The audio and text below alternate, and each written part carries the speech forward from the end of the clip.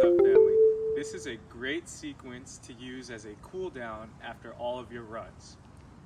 First up, we'll start with some knee hugs. Alright, so you're just gonna stand up nice and tall. Try not to let your body curl forward here as you pull your knee up towards your chest, and you're just alternating back and forth for about 30 seconds. Next up, this is a two-way quad stretch. So you're just gonna pull that quad up, feel that stretch, hold for about 5 seconds, and then switch legs, okay?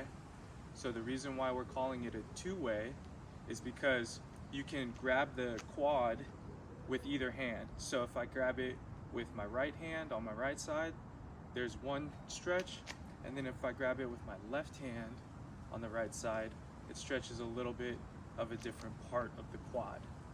So as you alternate back and forth here, try grabbing the leg with each hand to change that stretch just a little bit. Okay, so again, we'll alternate back and forth for about 30 seconds to a minute on each side. Okay? Next up, we have our hip flexor stretch. So we're gonna go into a classic hip flexor stretch here. To get a little more of a stretch, you're gonna tilt that hip, tilt your pelvis backwards, feel that stretch in the front of the hip. Now we're gonna add a reach over the top and then across the body, okay? So we'll switch sides, sit into that good hip flexor stretch, reach over the top and then across the body, okay? And we'll switch back, reach over the top and across the body, okay? And again, reach over the top and across the body. With this one, we want to make sure that we're not arching our back too much, okay? So keep that back nice and flat here, tuck that pelvis underneath you, and you'll feel a really good stretch on the front side of your hip, okay? The reach adds in a little bit more of a full body mobility to it. Next up, we have the world's greatest stretch. So you're gonna step into a big lunge here, hands down on the ground, and then reach with the hand closest to your leg up into the air, okay? And then we'll switch, reach down, hand closest to the leg, goes up in the air. So again, we're getting really good hip mobility out of this, but now we're adding in some good thoracic spine rotation because our upper back tends to get really stiff when we're running, especially when we're running every day as if you're training for a marathon or a race. Okay, so we don't want to forget about our upper back here. Good. This one again, we're gonna alternate for about a minute. Okay, so we'll go one more time on this side here. Excellent.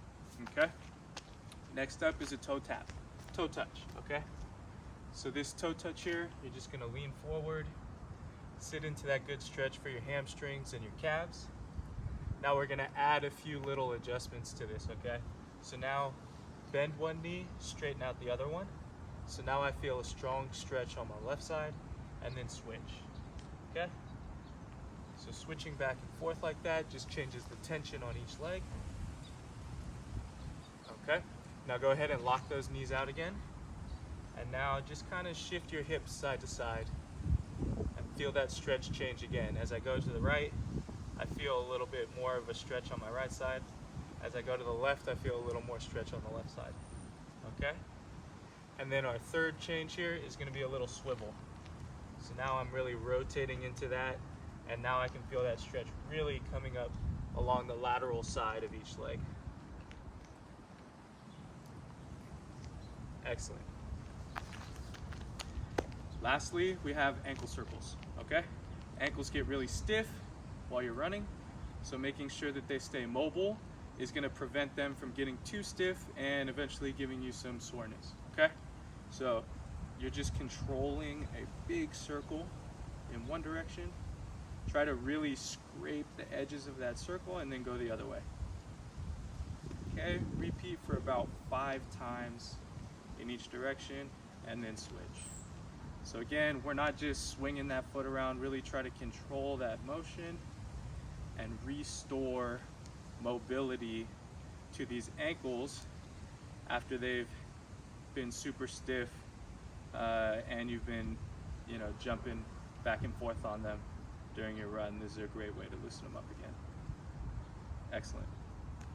So there's a simple cool down sequence that you can use after all your runs.